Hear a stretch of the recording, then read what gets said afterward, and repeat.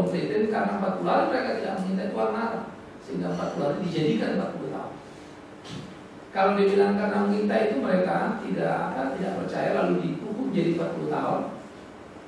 40 tahun itu bersumber dari 40 hari pengintaian. Maka dikatakan setiap hari menjadi 1 tahun bagimu. Ya, itu dulu. Jadi bukan soal tidak taatnya, karena tidak taat dihukum, tapi angka 40-nya dari mana kan gitu kan? Dari 40 hari. Yang kedua, 40 tahun pun aja kalau dihitung, itu memang adalah umumnya dianggap satu generasi. Ya. Itu umum perhitungan generasi kan. Karena kan orang 20 kerja, 60 pensiun, kurang lebih begitulah gitu. Ya, satu generasi. Habis itu kan udah generasi tua lagi kan. Kalau bawa kan anak tengah yang efektif itu 40 itu dianggap. Nah, mutar orang dia 40. Habis itu lama orang-orang pensiun kan. Nah, itu hitungan satu generasi. Ya. Oke, kemudian yang terakhir dari bagian ini, gereja di era perjanjian baru ya. Tidak ada yang berubah dari gereja, ingat ya. Tidak ada yang berubah ya. Jadi zaman PLKBB juga nggak berubah. Namun penggenapan, nah ini menarik. Kalau berubah itu kan ganti kan ya. Ini jadi ganti, ini nggak ganti. Namun penggenapan atas bayang di gereja PR dalam gereja PB seperti pengampunan dosa oleh siapa? Imam dengan darah domba menjadi oleh Yesus dengan darahnya sendiri. Maka ini bilang aku datang bukan meniadakan Taurat tapi apa? Ya Matius 5 ayat berapa? Ini kalian masukkan ke persoalan itu.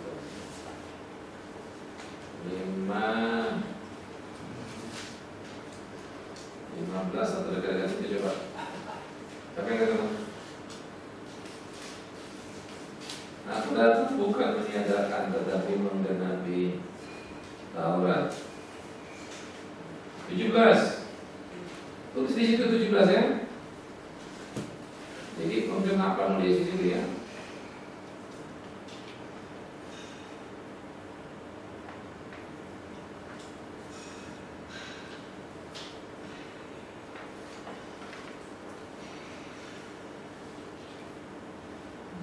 Jadi kalau kita melihat di dalam bagian seperti begitu, maka apa yang terjadi itu menjadi sesuatu progressive revelation tadi ya. Gereja itu kan berprogres kan ya.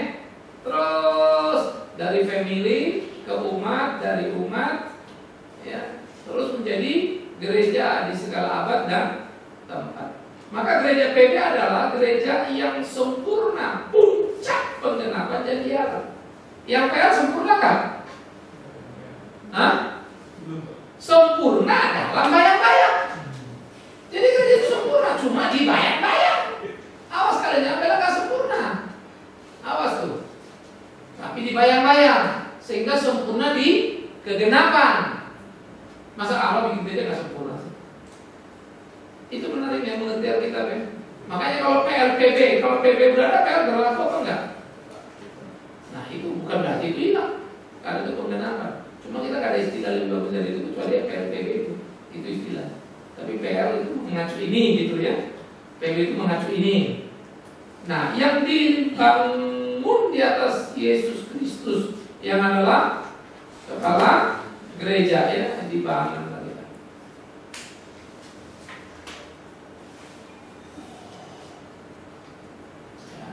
Nah, inilah yang menjadi keunggulan di dalam gereja Kristen, di dalam gereja Tuhan.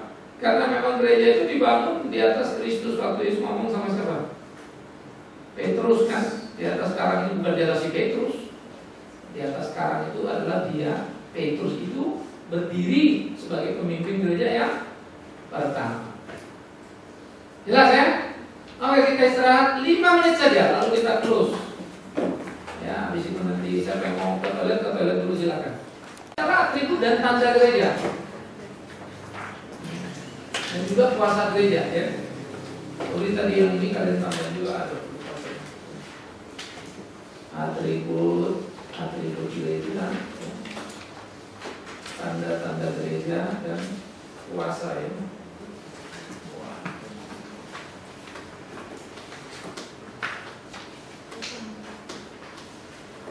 atribut dan tanda ini menjadi penting bagi kita untuk kita memahami gereja itu apa sih kan begitu ya. Nah, tetapi perlu dulu untuk kita sama-sama sepakat apa sih yang dimaksud dengan atribut ya. Atribut gereja yang dimaksud dengan atribut itu adalah kelengkapan yang menjadi sifat khas dari gereja sehingga gereja bisa dikenali karena karakteristiknya. Kalau nggak itu nggak gereja tuh gitu loh. Saya ngerti ya. Nah nanti dari sini kalian perlu untuk melihat sebetulnya kita masih gereja apa enggak nih? Ya, yang kedua, atribut gereja itu harus terjaga sebagai identitas dan semangat mewujudkan karakteristiknya. Jadi kita mesti jaga tuh ya, dan punya gairah mewujudkan supaya dunia tahu ini loh gereja. Sehingga dengan atributnya itu tampaklah perbedaan gereja dengan hakikat atau organisasi duniawi. Gereja organisasi iya, sama dengan organisasi duniawi.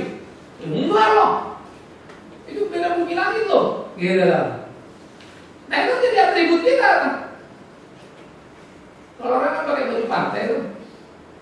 Nih kalau hijau P3 kan gitu ya, biru Demokrat gitu ya, kuning Golkar, ya. Kalau pakai merah PDI kan, PDIP ya. Kamu pakai mana?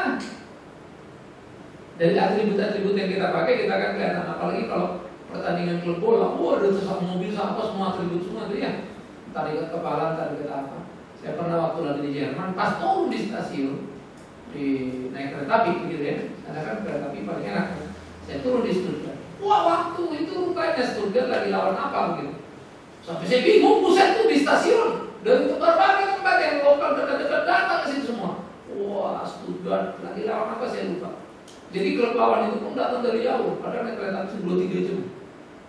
Cuma kan kalau kereta api di sana kan kalian punya gitu ya, memang enak gitu. Ya, malah lebih enak naik kereta api pada waktu tertentu karena berhentinya tengah kota. Airport kan luar kota kan gitu. Maka kalau kita naik kereta api turun di Gambir, kalau naik airport kan turun di Kemayoran atau di Cengkareng ke Gambir 1,5 jam gitu. Ya, jadi kalau dia short term program punya enak-enak gitu. Nah, jadi kalau kita melihat di dalam hal seperti ini apa yang menjadi atribut? Yang pertama ini disebut kesatuan gereja. Bukan hanya meliputi kesatuan eksternal dalam keterikatan organisasi atau hierarki satu gereja dan lainnya. Hukum ini itu kan gerakan kebersamaan gereja-gereja gitu ya. Ini dalam semangat kesatuan tadi itu. Melainkan keterikatan spiritual gereja sebagai tubuh Kristus, kesatuan iman yang digambarkan dalam pengakuan iman rasuli segala abad dan samakah gereja ngomong itu? Samakah gereja ngakuin itu? Kalau enggak, ya kita nggak bisa bilang kita gereja. Ngerti ya? Sehingga hal begini kesatuan gereja itu mesti bisa dilihat itu. Nah cuma repotnya sekarang kan kalau kita bilang itu yang saya bilang tadi, kalau kita analisa gereja masa kini ya stres juga ya. Boro-boro misalnya kita bilang GKI dengan GBI atau dengan yang lain AKBP gitu kan. AKBP aja lah, AKBP kelahi. GBI sama GBI salingan. Bisa samping-sampingan, rebut-rebutan kan gitu. Tapi kita ini apa nih gereja?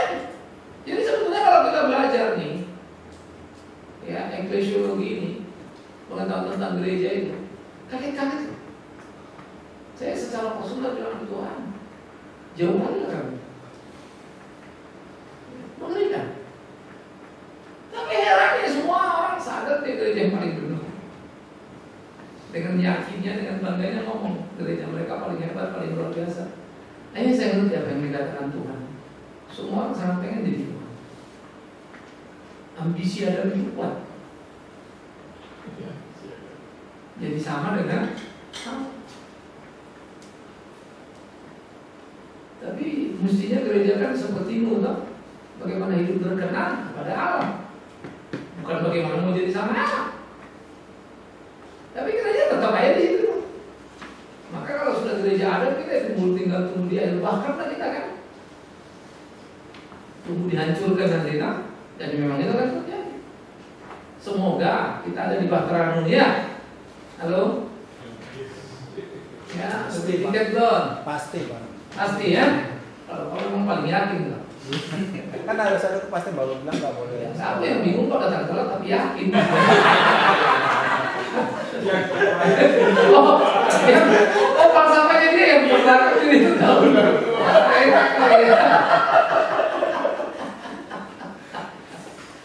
Aduh, kawan. Pak, ada pertanyaan, Pak.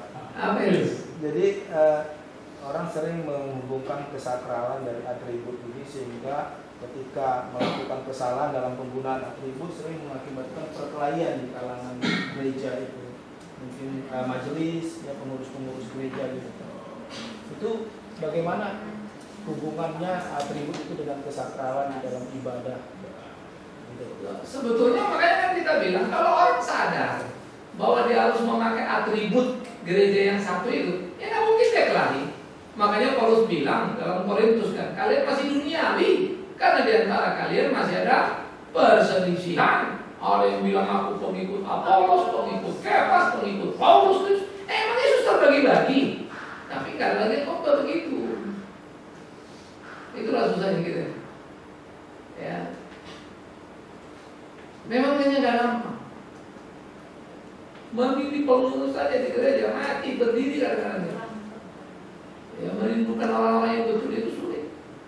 5 aku ngurus, 5 pun bisa kelahi, cuma perangnya dingin itu aja kan.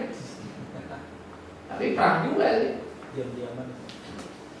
Padahal kita ada mimpin sedapat mungkin. Tapi itulah kalau 5 pribadi kan nggak bisa kita satukan.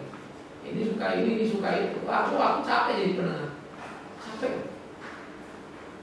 Karena kadang-kadang kenapa sih energi kita mesti habis untuk itu kan? Mestinya melakukan pekerjaan Tuhan, betul menengahi pekerjaan Tuhan. Tapi kalau kita naik misalnya di level orang yang sudah ngurus, kapan ngurus apa gitu? Mungkin perlu belajar dari Jokowi. Hah? Dilelangnya gitu. Dilelangnya. Majelis dilelang. Boleh juga kali ya. Selamat, coba kau rumuskan dulu. Panitia lelang. Wah, selamat tulis sumbangan berapa? Dan semuanya kilo. Berani kilo. Yang paling gede yang diterima. Jadi memang ini repot. Nah, ini makanya yang kedua, kesucian gereja sama. Gereja adalah suci karena disucikan oleh Yesus Kristus yang terus berjalan dalam pimpinan Roh Kudus untuk hidup suci di keseharian. Karena itu gereja disebut persekutuan orang kudus, bukan orang Jakarta ya. Orang kudus. Gereja yang kudus, yang terpisahkan dari keberdosaan dunia. Hidup suci adalah panggilan bagi semua warga gereja dan generasi penerus. Suci dan satu, memang gerejanya bisa satu kalau suci. Suci itu one way, tidak mendua. Saya suka kalau kasih istilah gini. Suci itu adalah tidak mendua. Jadi kalau kita misalnya ada apa namanya itu panah, kan kita memanah lingkaran kan ya, bulat kan? Terus ada bulat yang paling kecil kan? Tepat sasaran. Jadi kalau waktu kamu lepas itu, kau lihat ini, gimana? Apa yang kau lihat? Ada ranting kayu. Pelatihnya kan jangan lepas. Berarti belum fokus dia berarti. Kok ranting kelihatan? Oh yang makin kecil saya lihat kotak, jangan lepas. Terus lagi, oh lihat lingkaran, jangan lepas. Iya saya cuma lihat 1 titik, lepas. Masih masuk. Udah konsennya udah penuh, gitu. Nah, anak panahnya ke sana. Begitulah gereja. Bayangkan gereja itu mestinya serius. Kita ada di tracknya belum nih? Udah ini belum ya? Udah dia belum ya? Makanya personal kita ya, ketika kita mau membuat sebuah keputusan, pertanyaannya terlalu banyak. Kamu lihat apa? Ranting. Jangan lepas dulu keputusan. Kamu lihat apa? Kotak. Jangan dulu. Kamu lihat apa? Lingkaran. Jangan. Kamu lihat apa? Titik. Baru tuh. Baru lepas itu apa? Tiap keputusan yang kita buat, seleksinya mesti ketemu. Padahal waktunya apa? Cepat berubah kan? Terlambat ketinggalan. Tapi kecepatan kalau sama kebablasan. Itulah perjalanan gereja tidak mudah. Tapi itu atributmu. Itu kau gitu loh. Maka gereja bukan sekedar bangun gedung, ya memang Tuhan mau apa tadi. Jangan mau kita cara kita. Karena kalau berhasil bangun gedung lalu kita bilang, oh puji Tuhan itu berkati kita. Masjid juga dibangun sudah situ. Mobil di sebelah sana. Iya kan? Di sana bangun naik klub, sebelah situ judi. Apa beda? Kalau cuma bangun saja kau pikir lalu kau hebat. Ini ada pembangunan rumah ibadah, bukan hanya gedung gereja. Oh gereja gede loh Pak. Di Batam itu vihara gede juga, masjid raya gede. Jadi jangan bicara besar kamu kita bangga. Makanya gereja memang bukan gedungnya, karakteristik orang Kristennya itu yang menyatu sekalipun beda denominasi. Tapi itu yang kita nggak mampu ya. Coba lah kalian pikirkan cerita ini, ada satu ibu datang ke Jakarta mengunjungi anaknya. Dari kampung dia datang, ya kan, dari Samosir dalam sana. Ya, mau berkas ini. Udah, terus dia mau kunjungi lagi anaknya, dia pergi ke Semarang. Karena ada 1-2 anaknya di Semarang. Sini kawinan, kan? Pergi dari ke Semarang. Dari Semarang balik lagi, selesai balik ke Jakarta. Cucunya tanya, "Oh, enak kan Semarang?" Ya, nggak tahu lah, susah kan makan apa makanan di situ. Cari saksang nggak ada kan? Semarang susah kan? Di situ cucunya tanya. Terus kemarin Opung kan kalau di Jakarta mereka pergi gereja, tanya, "Semarang kemarin gereja kemana?" "Nggak ke gereja aku." "Kenapa aku nggak ke gereja?" "Nggak ada gereja di Semarang." "Oh bukan banyak gereja." "Nggak ada, sudah tanya pulang, nggak ada gereja di Semarang." Karena buat Opungnya gereja itu AKBP. Kalau bukan AKBP, kagak gereja. Jadi cucunya, "Kok gitu sih? Kan ada gereja." Entah apa namanya, tapi nggak ada AKBP di situ. AKBP lah gereja, kalau nggak AKBP ya nggak gereja. Sama orang Protestan, bisa kagak gereja padahal negeri Katolik sebenarnya. Nah, kita lagi keluar kota ini kagak gereja, kenapa nggak ada gereja? Loh, bukan ada sebelah situ, dekat lagi itu dari hotel tempat lo nginep. Itu mah Katolik, sama orang Katolik juga begitu. Nggak ada gereja, lo kan ada waktu kamu tempat nginep itu, jalan terus itu. Oh, gue tahu ada gedung kok dia, tapi itu mah Protestan. Terus kita gereja enggak? Tanyakan diri kalian. Kalian sendiri gereja enggak? Hah? Sekalian ini kalian belum masuk ke Katolik. Makanya jangan gitu. Enggak zaman lagi kita bilang Katolik itu sesat apa? Saudaraku, jauh-jauh kali kok ngomongin Katolik, Protestan bukan yang sesat. Uang ditiru sama bendera. Kenapa sih kita masih begitu terus? Percayalah kalian kalau ada pendeta masih khotbah itu cuma satu, supaya benci kalian tempat lain tadi nggak keluar dari tempatnya, itu aja ya, nggak lebih nggak kurang. Ya supaya anti kalian sama yang lain itu. Jadi bertambah kalau ini. Tapi Pak, saya pernah mengikuti ibadah di Katolik. Ada di dalam tata ibadah mereka yang kita tahu itu tidak benar, kalimat-kalimatnya tidak sesuai dengan firman Tuhan. Nah, apakah kita mengikuti itu? Doa apa itu misalnya? Misalnya ya doa Maria.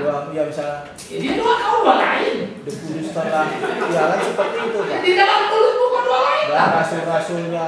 Kalau perlu Tuhan mereka berdoa itu aku doaku ini contohnya aku kan.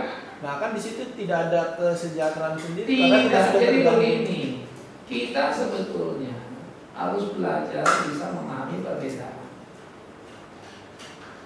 Kamu pernah nonton TV nggak? Dengerin ceramah Muslim? Saya sering. Muslim, Hindu, semua aku dengerin.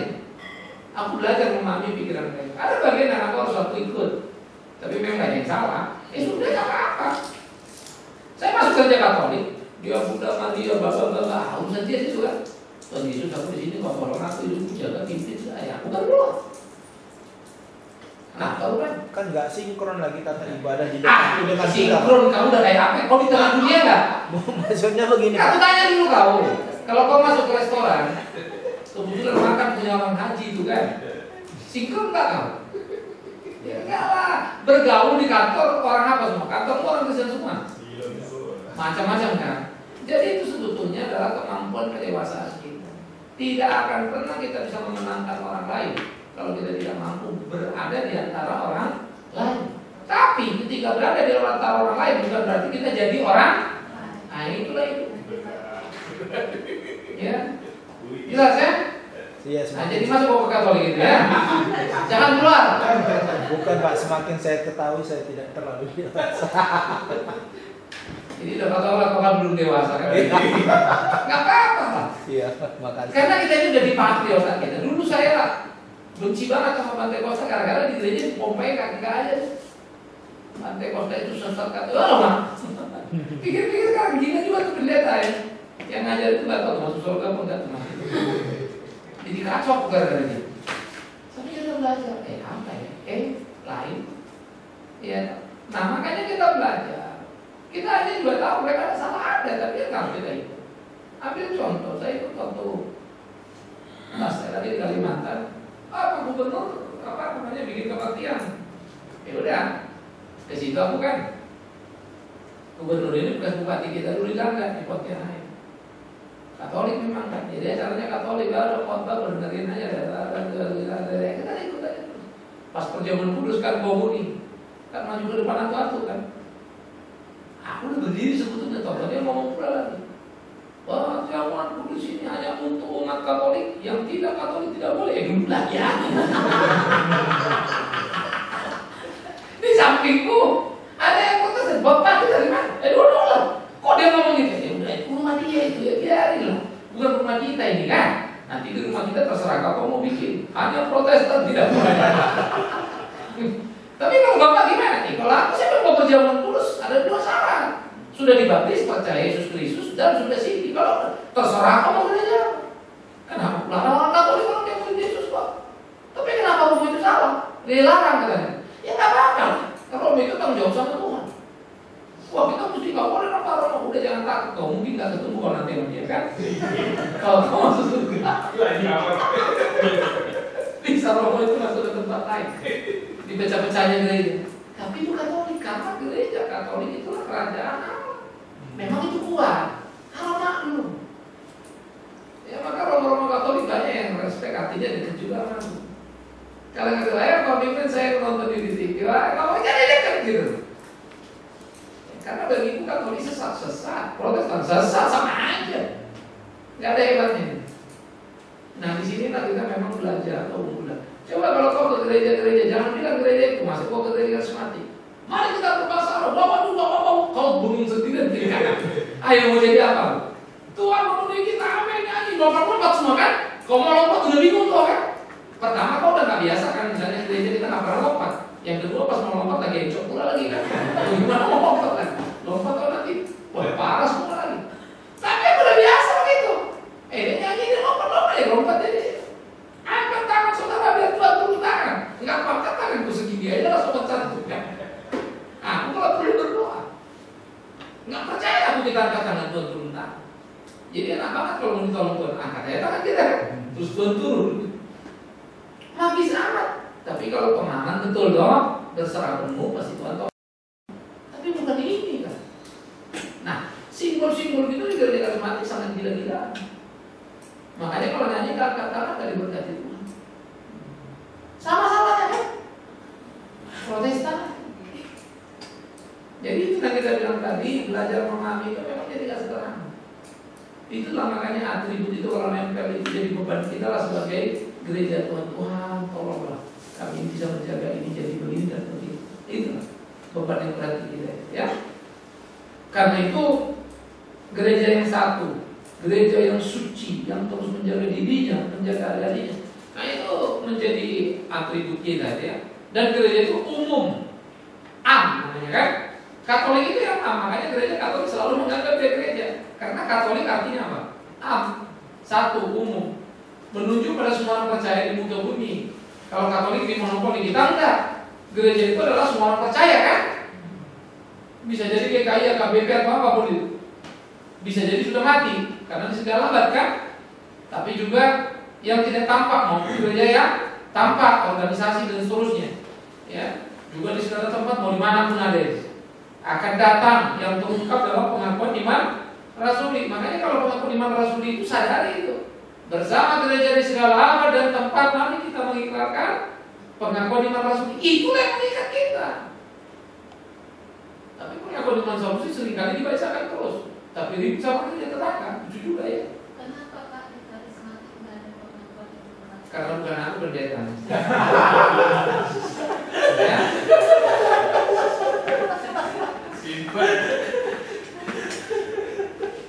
Dengan atribut ini seharusnya denominasi gereja bukan tembok pemisah, melainkan kekayaan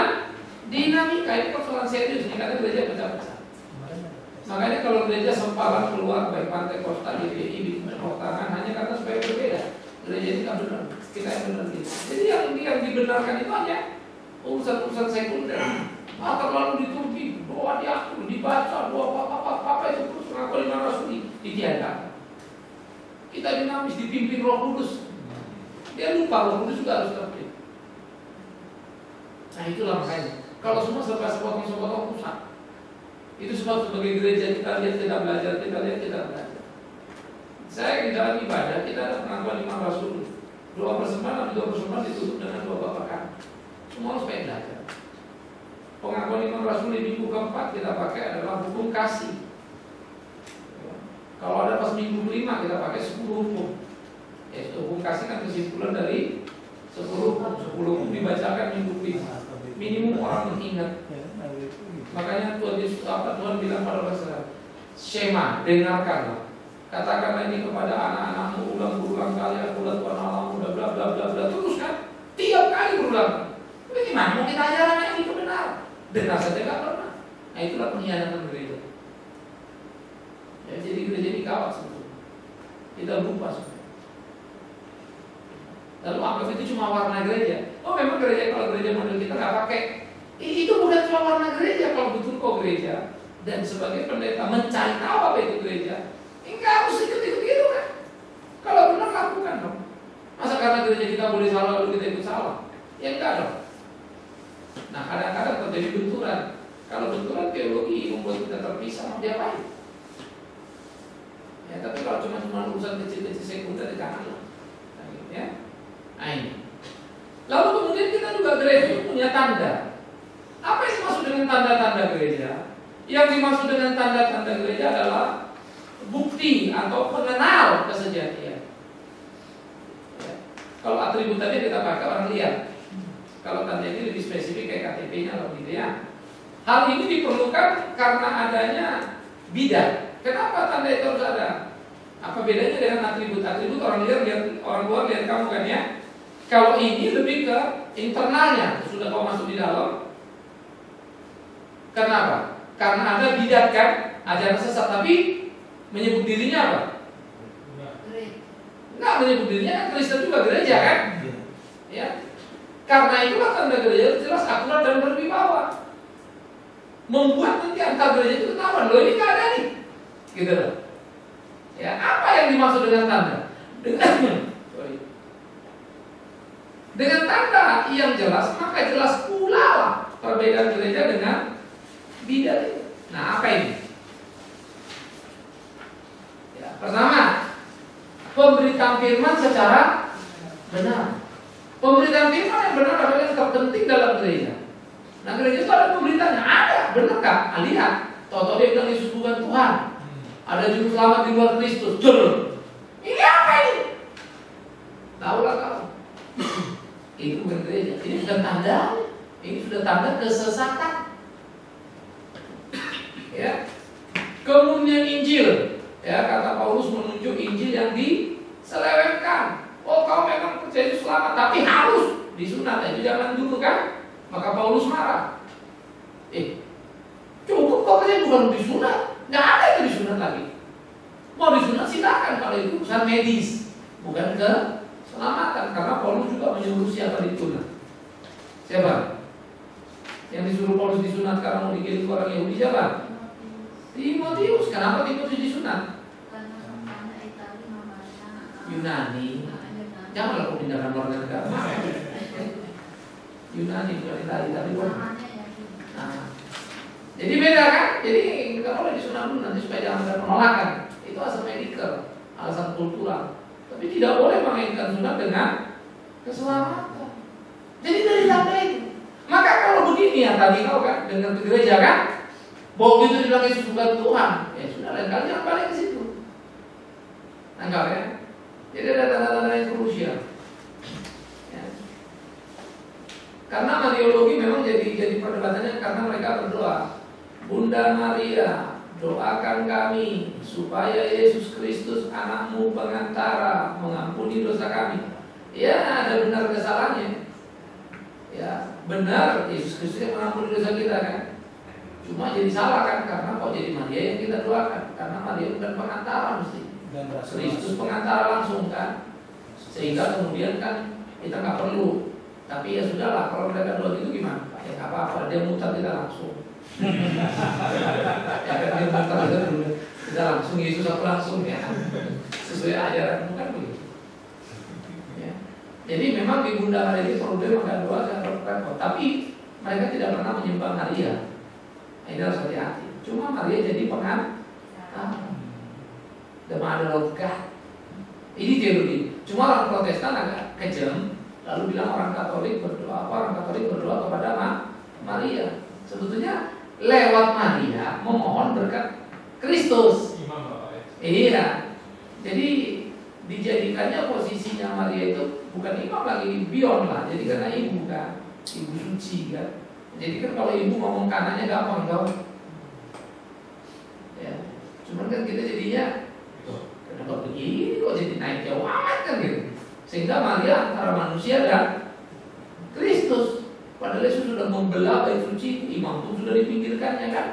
Kau adalah imamat yang minta dosa, maka mau berdosaku sendiri pun Tuhan izinkan kok itu. Ya. Makanya dia bilang aku dan dosaku, dia setia dan aku. Gak ada di sumber Maria. Gitu. Ya. Tetapi apa yang dilakukan Katolik tidak separah yang kita tuduhkan. Nah ini yang menjadi repot urusannya. Salah, kalau saya tetap saya akan bilang itu salah. Ya, tapi tidak jadi krusial. Karena jadi krusial kalau Maria yang menentukan kita dosanya diampuni apa enggak. Nanggap ya. Tapi tetap salah. Tapi krusial nggak, prinsipal nggak gitu. Nah, ini memang jadi debatable. Tapi kalau Yesus bukan Tuhan, di luar sudah keselamatan, udah. Nah itu udah final itu, nggak usah lagi buat 3 kali kan, nah kau salah. Tapi jangan nanti kau pergi juga ke gereja itu kan Pak Bingman bilang 1. Udah aku kasih tahu tandanya bukan, kan gitu kan. Jadi karena tandanya udah salah, jangan nyatu. Bisa ngerti ya? Ini pentingnya memahami gereja ini. Makanya kalau kita perhatikan sebetulnya keren ya. Kita kelas tinggi loh gereja. Ya. Nah oleh karena itulah pemberitaan firman jadi penting. Kalau ada pendeta bilang, saudara, Tuhan menunjuk saya untuk membawa kalian ke surga, tinggalkan itu. Pasti penipu itu. Lebih sesat itu. Hah? Lebih sesat itu. Nah, tapi memang ada juga pengen ditanya surga mana? Siapa tahu dia bilang surga dunia kan? Ya betul juga lah ya. Perlu tuntas. Surga mana nih Pak? Surga dunia. Kalau gitu terserah Bapak lah. Ya. Kemudian yang kedua, pelaksanaan sakramen secara benar. Ya, sakramen menyatu dan terikat dengan firman. Karena memang firman yang dinyatakan. Sakramen tidak benar hanya berdasarkan apa? Pendapat pemimpin kan yang nggak ada akal. Bisa ngerti ya? Sehingga tujuan sakramen tidak boleh diselewengkan untuk kepentingan gereja. Nah dalam hal ini saya berani mengatakan yang di Tiberias salah besar. Karena anak kecil boleh sakramen, perjamuan kudus, ngeri juga. Anak kecil boleh makan perjamuan kudus, anjing pun boleh. Dan semua pula lagi. Karena kan segala makhluk membutuhkan juru selamatnya. Ada musik juga apa lain? Tapi kalau kita ini Pak, Bapak pernah menjelaskan perjamuan kudus itu kan memperingati. Iya. Kenapa kok anak kecil nggak boleh memperingati? Karena dia belum bisa. Kalau dia belum, makanya dibaptis dulu pengakuan iman. Maka dia tahu apa yang dia peringati. Iya dong. Bagaimana dia tahu apa yang dia peringati? Penebusan dosa anak kecil pun perlu penebusan. Saya coba menganalogikannya begini Pak. Setiap tanggal 17 seluruh warga negara Indonesia memperingati hari kemerdekaan. Enggak baik enggak. Upacara pernikahan merdeka. Baik enggak. Oke lah yang dewasa Pak. Tapi kan ada juga tamu yang kita undang yang bukan warga negara Indonesia. Oh, kalau itu tujuan kalimatnya, maka kita bilang beda bumi langit. Karena itu ulang tahun. Tidak ada itu namanya tamu itu datang. Tapi dia tidak pernah bisa menikmati kemerdekaan Indonesia karena dia bukan Indonesia. Seremonial itu lain. Kalau ini menunjuk kepada kematian Yesus. Kalau nggak percaya kita untuk perjamuan kudus, tidak percaya kematian Yesus. Cuma ngumpul kalau udah aku ikut aja, kok makan aja rotinya. Supaya ikut seremonial. Ini bukan seremonial. Makanya di Korintus diatur. Bahkan kalau kau tidak siap aja nggak boleh. Periksa diri, persiapkan apa? Ukurlah diri, ujilah diri, baru ikut perjamuan kudus. 3 aspek itu dibaptisi, ini menguji diri sendiri. Silakan kau putuskan. Tapi ada ayatnya ngatur. Dan itu peraturan. Nah, masa peraturan itu kita langgar? Nggak boleh dong. Kayak gitu. Makanya yang perjamuan kudus itu kan murid-murid kan, nggak diundangnya anak-anak gitu. Padahal itu supaya mampu anak-anak kan, tidak disuruhnya itu. Di Taurat sendiri pun anak-anak Taurat itu sebelum menjadi anak Taurat umur 12 seperti Yesus, nggak buat mereka tidak ada boleh ikut Paskah. Kalaupun mereka ke Yerusalem main-main di luar sana, nggak boleh ikut acara. Sesudah dia jadi anak Taurat baru dia gitu. Dan dia kegiatan penuh. Walaupun dia ikut mamanya duduk-duduk aja dia gitu. Dan jarang sekali itu dibawa oleh orang Yahudi. Kenapa itu dibawa ke Yerusalem? Karena 12 tahun. Ada ketentuannya memang. Sehingga perjamuan kudus itu tidak asal. Kenapa anak kecil boleh? Karena katanya kan anak kecil juga kan orang berdosa perlu penebusan dosa. Loh, perjamuan kudus bukan penebusan dosa. Gawat kita. Mengingat kita yang sudah ditebus dosa. Itu peringatan. Ya toh. Wah, Yesus kan mati menebus dosa kita dan kemudian bilur-bilurnya menyembuhkan penyakit kita kan? Baca yang di Yesaya, baca yang di Petrus, penyakit apa ini? Kalau bilang bilur-bilurnya menyembuhkan penyakit kita, karena dia disalibkan, berarti di PR ada kesembuhan dong. Bilurnya belum tumpah kok. Betul kan logikanya nih. Orang di PR itu sembuh kenapa? Kan gak ada bilur Yesus kan belum tumpah. Sebaliknya si Paulus nggak sembuh-sembuh, apakah ada bilur? Makanya bilur-bilur itu tidak sama dengan menyembuhkan penyakitmu, penyakit kronis dosa itu loh.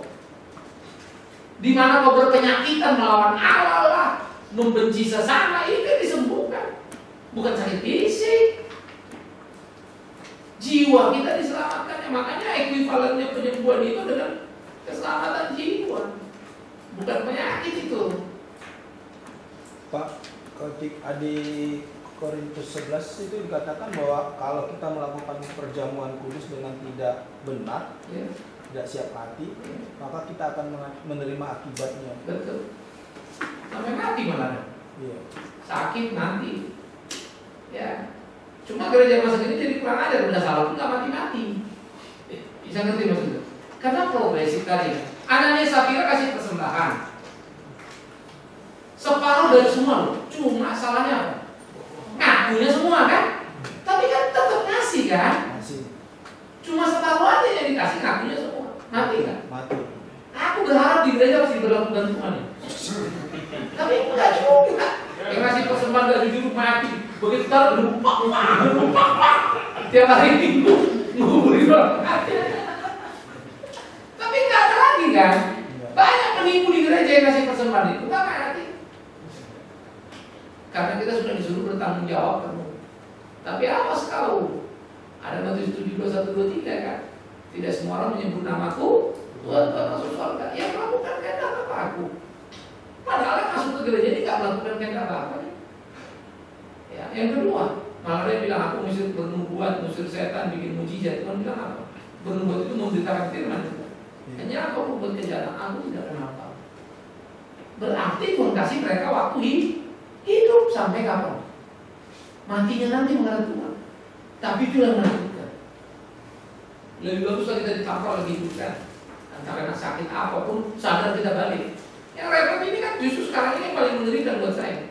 Karena kita sehat-sehat, malah kadang-kadang uangnya nambah lagi kan. Tuh, gua kasihnya berkatnya nambah, padahal uang nyolong nih, kasih persembahan, nyolong dapat lagi loh. Makanya maling-maling pada rajin kasih perempuan. Murus nyolong malinginnya, berikutnya murus lagi. Dalam nama Yesus nih. Hebat kan?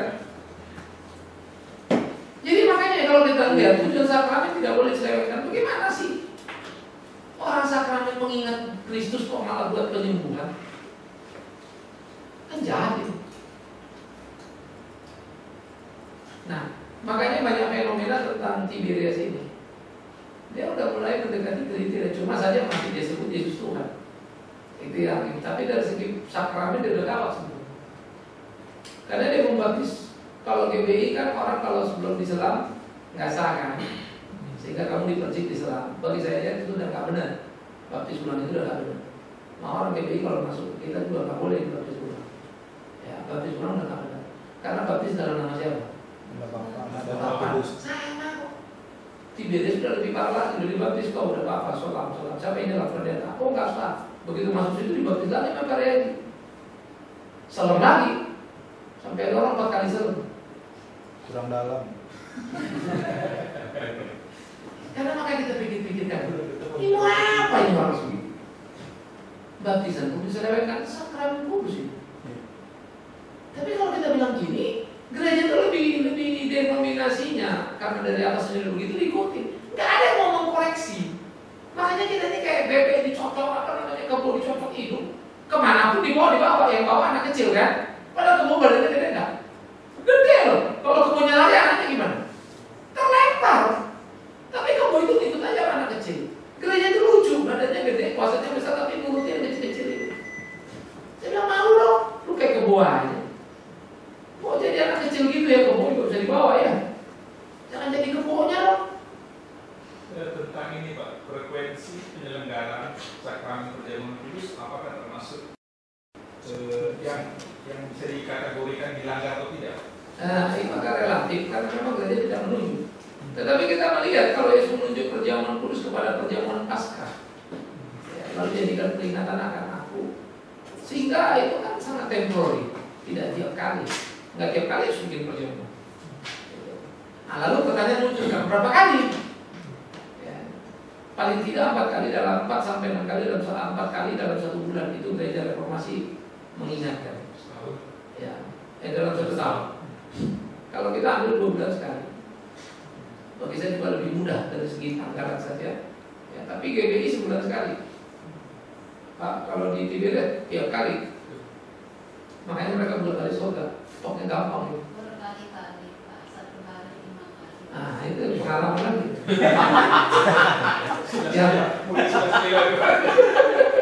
Pak, dalam melakukan perjamuan kudus, apakah itu secara gerejawi atau pribadi bisa? Enggak, harus gereja. Gerejawi. Alasannya Pak? Karena alasannya Yesus memimpin muridnya untuk perjamuan. Jadi kan peringatan. Ada pemimpin asli. Itu sebab itu jadi institusi gereja yang diberi hak. Pendeta melakukan. Makanya nggak bisa di persekutuan doa. Kecuali pendeta atas nama gereja melayani persekutuan doa. Karena pendeta itu menempelkan tugas gerejawi pada dia. Yang repot penginjil pimpin perjamuan kudus. Nah itu nggak boleh. Kita mesti tertib. Oh nggak boleh itu nggak perlu diatur dong ini. Nah kalau gitu kok usah ada rasul. Kenapa ada rasul? Kenapa ada guru agama? Kenapa ada gembala? Colek aja semuanya. Bisa ngerti maksudnya? Ya. Maka kalian boleh khotbah boleh, tapi sebagai bukan pendeta kalian nggak boleh ngebaptis. Apakah itu hanya sebatas disiplin atau hubungan dengan pelanggaran mengakibatkan dosa? Tuhan membuat gerejanya ada struktural. Ya. Kalau sebuah pelanggaran itu dosa apa enggak? Jangan bilang hanya apa sebuah pelanggaran aja, memang jadi dosa. Itulah sebetulnya seriusnya gereja. Si Saul kasih persembahan kepada Tuhan, tapi bukan haknya. Tuhan marah. Padahal mestinya ya Tuhan kok ngerti lah kan dia masuk lagi ngasih persembahan kecuali kalau dia nyolong ya. Salah. Enggak. Karena dia punya hak. Emang dia pikir aku terlambat datang. Makanya banyak alasan Pak kan nggak bisa Pak kurang orang kurang ini. Emang kau bilang kan begitu bodohnya satu kali. Kalau sampai kurang orang tahu lah kau. Seharusnya kau betul-betul ada dan menjadi pelayan sepenuhnya. Bagaimana kau bisa bilang kurang orang lalu kau tahu, tapi kau tetap di posisi? Kalau kau tahu kau bilang kurang orang, kenapa bukan kau jadi pendeta? Nah, maksudnya? Itu orang Kristen bagi saya lucu. Ya, ada satu gereja biasa kan, tapi kalau orang tak kurang. Terus saya nanya, siapa Pak? Saya jawab sama dia, kamu nanya dia. Saya disuruh Pak. Sekarang saya tanya, menurut kamu memang kurang? Memang betul Pak kurang. Yakin? Yakin. Kurang pendeta? Iya. Yakin kamu? Yakin. Sekali lagi, yakin kamu? Yakin. Menurutku kok gak yakin? Loh kenapa Pak? Buktinya kok gak jadi pendeta? Artinya kalau kau yakin dan kau tahu, masa pekerjaan ini tidak lebih mulia?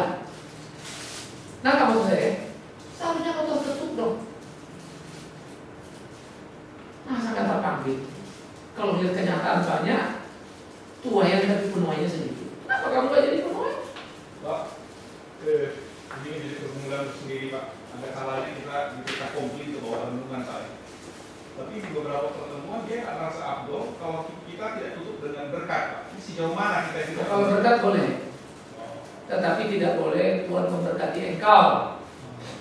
Yang bukan pendeta, Tuhan memberkati kita. Kiranya kasih karunia dari Allah Bapa, Anak dan Roh Kudus menyertai kita sekali. Tidak boleh menyertai engkau. Yang kedua, tidak bisa angkat tangan. Ini wewenang. Bukan berarti kalau angkat tangan berkat lebih banyak, enggak juga. Itulah simbol-simbol yang ada di dalam gereja. Tata krama aturan. Di gereja kami bisa Pak angkat tangan. Terserah. Ya GPIB bisa. GPIB bisa Pak. Bisa. Majelis. Kalau majelis bisa angkat tangan. Kalau memberikan Majelis bisa apa? angkat tangan. Oh. Saya juga bisa. Hah? Enggak, ketika doa berkat. Kan, ketika kita selesai pelayanan firman, majelis bisa begitu. Nah, terus kita apa kamu? Nggak ada bedanya kan? Ya kalau saya sih mengertinya kita. Cuman maksudnya kan Mengertinya kita karena di kelas ini. bukan mengangkat tangan dengan tidak usah mengangkat tangan Oh. dari Bapak bilang. Kan kalau bukan pendeta tidak mengangkat tangan kan gitu. Tapi cukup dengan kata-kata kita diberkati Tuhan gitu kan gitu. Nah GPIB bisa angkat tangan Pak ketika baptisan, jadi majelis semua mendampingi pendeta semua. Terus ketika CD itu bisa angkat tangan. Oh, kalau CD iya. Di CD ya, Majelis baptisan. berkat iya. CD ya. Karena majelis itu memang sudah ada terima wewenang itu. Jadi itu adalah hanya merupakan tanda yang harus dilakoni oleh gereja. Maka tidak semua sembarang orang. Karena istilah kalau di dalam majelis kan orang yang sudah tujuh jadi penatua, bisa menjalankan tugas-tugas gereja. Ya. Nah jadi itu bedanya. Ketika kita tanya bedanya. Jadi kalau udah berkat boleh. Tapi yang membedakan apa itu? Memberkati engkau, memberkati kita. Ya. Angkat tangan boleh Pak. Itu yang kita katakan tadi sangat relatif. 2 per 1 angkat tangan. Tepuk tangan. Kalau pegang Alkitab 1 Pak.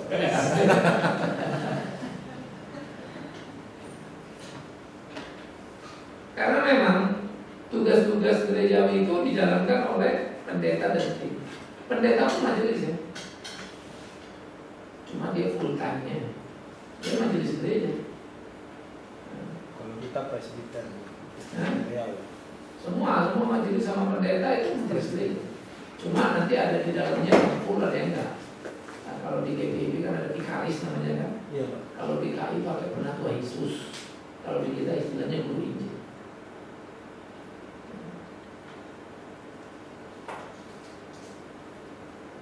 Oke, kemudian tanda-tanda gereja. Pelaksanaan disiplin gereja yang setia.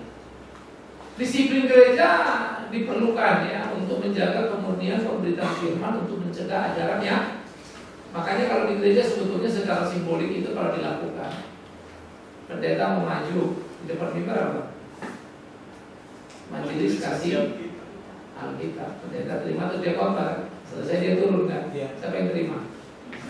Majelis terima. Kita pun pelan-pelan kayak di gereja itu juga belum, tapi kita akan kesana dulu. Progres diatur dulu.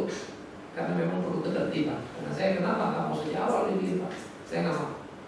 Ketika orang perlu mengerti penuh itu apa? Jadi tradisi top. Nah, ketika itu diterima artinya apa? Diberi artinya apa? Diterima artinya apa? Selesai memberitakan. Nah, salah. Mandat Kristus. Memberi jemaat mengatakan beritakanlah Injil. Ketika selesai kami terima kata benar. Kalau kata benar khotbahnya jangan terima kalau kita. Waktu nggak terima itu sikap majelis. Harus. Misal bukan nggak benarnya itu maksudnya gini ya, bukan yang nggak prinsip. Saya jadi Yesus itu bukan Tuhan, soalnya kesalahan Tuhan. Begitu dia turun jangan terima gitu. Itu penolakan jemaat. Makanya majelis harus mengerti teologi. Sebenarnya seperti itu Pak, tapi kita biasakan ketika kita terima, tapi ada koreksi ketika doa. Kalau kau terima, makanya Kalau krusial jangan diterima, itu simbol, itu ketegasan gereja. Tapi kan dalam ibadah umum begitu Pak, kalau Ya kita sudah, kalau memang itu salah, makanya kita nih terlalu banyak basa-basi, memang jadi susah. Enggak, Pak, ini maksudnya enggak ditegur pas pendeta turun dari mimbar kita bilang, oh tadi Allah, tapi kita ada. Bukan, tidak terima Alkitabnya. Sama dengan silakan duduk Pak, duduk aja dia. Tapi waktu tidak diterima itu sudah simbol apa? Penolakan. kalau Bisa ngerti? seperti kami Pak, kan ketika kita majelis sudah terima penanggung jawab itu langsung ke depan untuk salaman dengan jemaat pulang. Nah ketika kita tidak terima, apa jadinya kan itu? Kok apa jadinya? Pak kita langsung ke depan. Dia tetap megang Alkitab. Ya biar pegang Alkitab itu kan berita dia itu. Koreksi diri, Pak. Tapi awas, krusial ya, saya nggak bicara. Misalnya nggak cocok sama apa, ya itu kan yang relatif yang tadi kan. Iya. Oh tidak boleh gini, relatif itu jangan diomongin. Ya, kita pun cepat apa lambat akan memang kalau majelis di CRCA itu juga boleh angkat tangan. Kita kan pelan-pelan akan ke sana. Seperti kita sendiri, karena kita kan melindungi ke CRCA, tapi kan progres. Maka pembenahan, kepengurusan, keanggotaan ini bisa rapi dulu selesai. Kita nggak mau juga sembarang orang undang Bandung masih di sana, tapi sudah di sini atestasi mesti dirapiin semua. Pemahaman semangat gereja baru pelan-pelan terus. Kita ke majelis aja baru mulai tahun ini. Jadi Pak memang apa yang Bapak bilang itu masuk kategori, cuman ketika menindaklanjuti itu tidak krusial seperti itu Pak. Jadi ketika kita sudah doa konsistori selesai ibadah itu baru kita koreksi. Koreksi gereja. Pendeta bawa ke tadi khotbahnya seperti ini Pak misalnya. Jemaat. Nah, memang jemaat bisa kita sampaikan lewat warta. Makanya kenapa itu supaya jemaat orang keluarga tahu memang itu salah, nggak diterima. Tapi ingat ya krusial, saya lagi bicara krusial ya, isu bukan Tuhan, jangan terima. Kalau kau terima berarti kau aminkan. Oh, kok repot dong ya, kalau gitu jangan pakai serah terima kita. Simpel. Kalau sampai pada Yesus tidak Loh, Tuhan, dan ada ngomong gitu, tahu. Sudah bilang tadi kalau krusial harus. Kalau cuma beda pendapat, tapi kemudian keselamatan bisa hilang, nggak bisa hilang, itu bukan menjadi krusial dalam pengertian sama-sama isu juru selamatnya, tapi manifestasi pemahamannya itu lain cerita. Ya, jadi ada koreksi yang dilakukan. Kita juga biasa, habis itu di PA ada koreksi. Tapi sebetulnya kita koreksi juga sebetulnya belum tentu yang ikut PA itu ikut gereja. Ya tahu dia. Nah memang itulah tidak mulainya bergereja. Makanya kenapa pembicara harus diseleksi, dipilih kan. Nah begitulah disiplin gereja itu tadi, termasuk dalam pelaksanaan disiplin gereja. Ya. Lalu bagaimana menjaga kemudian sakramen dari penyelewengan? Yang dimaksud krusial itu hal-hal Krusial itu misalnya Yesus bukan Tuhan. Di luar Yesus ada pengampunan dosa. Ya. Biarpun kita bikin dosa, kita masuk surga juga. Gak apa-apa itu bikin dosa terus, tapi karena kamu orang bilang kamu masuk surga, oh itu bahaya. kalau tidak dibaptis ulang tidak selamat. Ya itu bisa. Itu bisa ya. Masuk krusial itu. Karena buat kita di gereja kita misalnya nggak ada itu kan, gitu kan. Ya. Jadi misalnya Roh Kudus bukan Allah, tapi kekuatan Allah. Ya, kekuatan yang keluar. Kuasa Yehova. Ya kan? Allah PN itu tidak ada lagi sekarang. Yang ada sekarang itu Allah Yesus Kristus. Yang PN itu sudah selesai. Itu krusial. Jadi ada beberapa poin yang krusial, khususnya menyangkut Allah. Alkitab itu bisa salah soalnya. Alkitab itu tergantung bagaimana Anda nafsirkannya, gitu kan? Wah itu bahaya. Jadi Kalau Alkitab berisi firman Allah itu krusial. masih bisa perdebatan. Apa ini maksudnya dengan berisi? Masih debatable. Ya. Karena jemaat juga mesti ngerti. Kalau dia bilang berisi artinya ada iya dan enggak, jadi masalah. Kalau isinya firman Allah ya benar. Makanya harus dilihat. Jadi itu menyangkut pertama Allah, Kristus, Roh Kudus, dosa, kemudian Alkitab. Ya, keselamatan. Ya pasti. Ya kan kaitan itu biasanya soteriologi ke kristologi. Ya. Jadi tanpa Kristus pun dosa kita itu musuh, ada jadi masalah itu. Ada penembusan dosa lewat usaha sendiri misalnya. Nah itu krusial.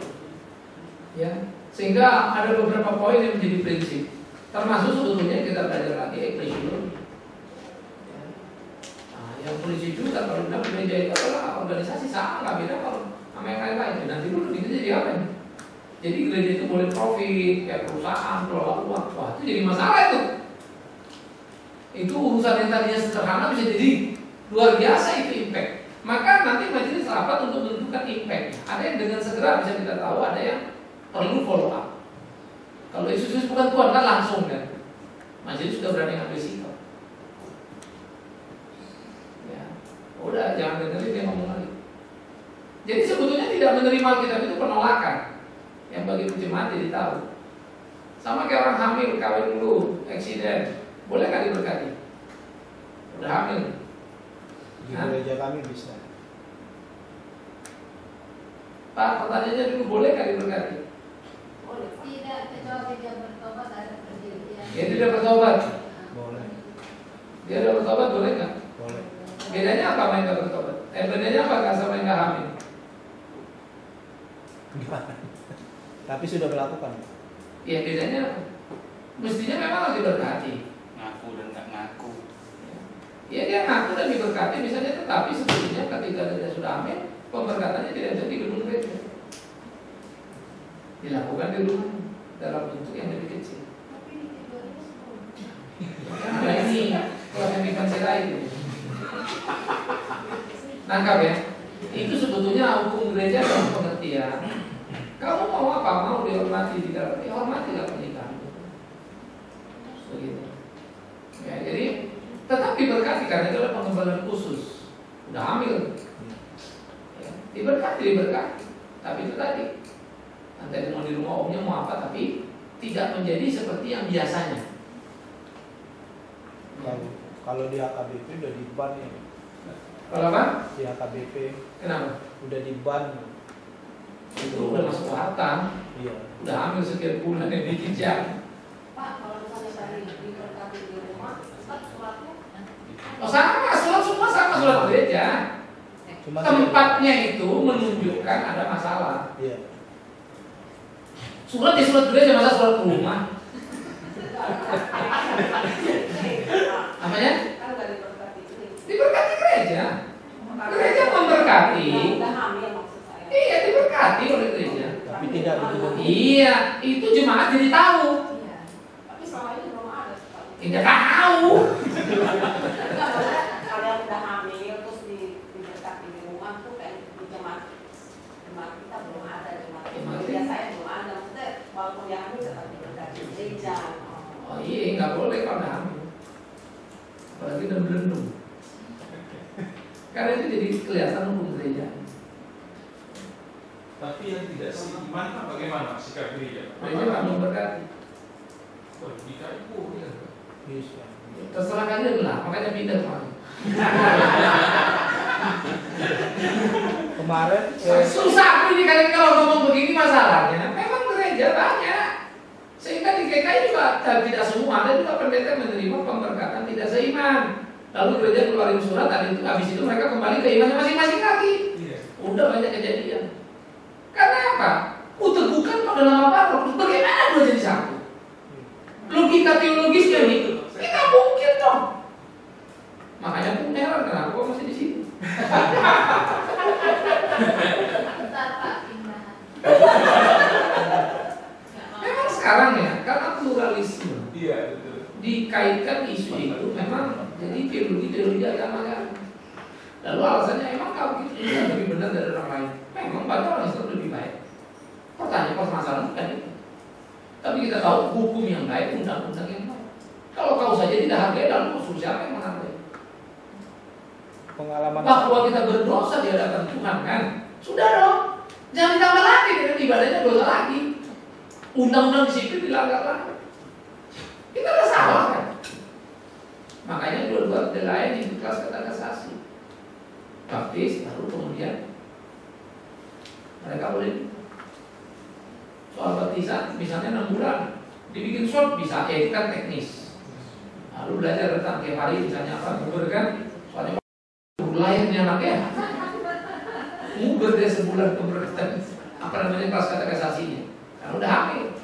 kalau ambil 2 bulan aja, sebulan lagi udah jadi 2 bulan. Jadi dikasih lah itu selesai udah langsung memberkatan. Tapi itu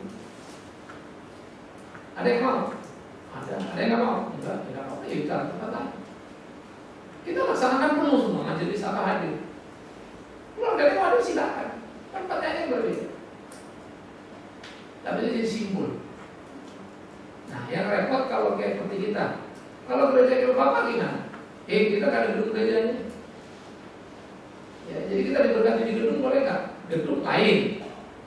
Tapi kalau dia hamil, nanti dulu. Saya ngerti ya. Nggak jadi gedung, kalau gedung kan sama relasi dengan orang yang dianggap ya artinya memang normally married. Itu sebetulnya hanya disiplin gereja untuk menunjukkan kamu salah. Tapi kalau dia nggak mengakui salahnya, ya udah dong, jangan. Bagaimana saudara mau bikin dia orang Kristen? Akuilah segala dosa. Makanya dia berani berbuat atau berani bertanggung jawab, tapi tidak kita permalukan, tidak. Hukuman sosial itu terjadi. Tidak tentu dia tidak lebih baik. Kalau zaman si Calvin dulu lebih sadis lagi. Kalau pun digundul di dalam depan gereja, orang lewat melihat dia, waduh itu lebih sadis ya. Tapi zaman dulu memang ya, kriteria itu kan memang agak berat. Jadi kulturalnya agak ya. Nah itu yang mesti dilakukan. Maka ya hal begini di dalam gereja itu apa yang disebut disiplin gereja itu. Kalau sekarang dididikan kita lakukan gitu, banyak orang pindah. Itu maksudnya gereja. Kalau ini pindah loh. Padahal kenapa sih mau pindah? Gereja kan mau dimulai kumpulan orang yang benar. Kalau benar dia mengakui dong salah. Yang datang ke saya sudah banyak orang mau second marriage. Gini, ini ke tempat saya, kalau mau beribadah silakan. Lu suami lu mau kedua ketiga, gue juga gak pusing. Tapi kalau saya diterlibatkan dalam pemberkatan, enggak. Gereja enggak. Jadi lucu juga kadang mereka berkatan keluar sana kan, habis itu keluar pindah ke kita. Itu terserah. Itu urusan gereja itu. Bertanggung jawab pada apa yang dilakukan. Karena kalau kayak seperti di GKI, alasannya pada nanti mereka bubar nanti atau kemudian jadi kacau balau, ya kenapa enggak? Lu kok jadi yang penting manusianya sih? Terus Tuhan nggak penting lagi ya? Kita kan mesti tunduk pada Tuhan kan? Bukan Tuhan di negosiasi ngikutin kita. Jawabannya gampang, karena Allah Maha Kasih, apa juga dia kasih. Ya sudah lah, kalau gitu malah kita ngomong rame-rame kan. Kalau dia Maha Kasih, makan aja Tuhan gereja. Jangan ditangkap loh, Maha Kasih. Tapi berat, jujur aja lah, saya juga harus ngakuin susah. Gak banyak yang suka gitu. Ini makna case teman saya sudah bercerai dengan istrinya. Istrinya sudah menikah. Kemudian suatu saat dia akan menikah. Teman saya akan menikah. Dia sharing dengan saya. Saya coba memberikan jawaban begini, Pak. Kalau Bapak sangat tidak menikah lagi itu baik. Tetapi kalau daripada Bapak nanti tidak sanggup untuk tidak menikah daripada berbuat zina, menurut saya sebaiknya menikah. Tetapi mereka sangat sulit sekali untuk mencari gereja yang mau memberkatan. Akhirnya memang ada gereja yang mau memberkati. Pertanyaan saya adalah sikap gereja yang benar terhadap pasangan seperti ini bagaimana, Pak? Memang tidak boleh memberkati. Sehingga pun kalau ada spesifik situasinya mesti dilihat betul. Balik lagi, itu pemberkatan terbatas. Ya. Karena memang seharusnya kita tidak membuka ruang untuk itu. Karena itu sudah jadi salah. Kecuali dia memang dulu pernikahannya bukan Kristen. Sehingga kalau kita bilang daripada kamu bikin dosa lalu kau apa nikah, itu namanya kawin siri ya. Tampaknya kamu bukan Kristen.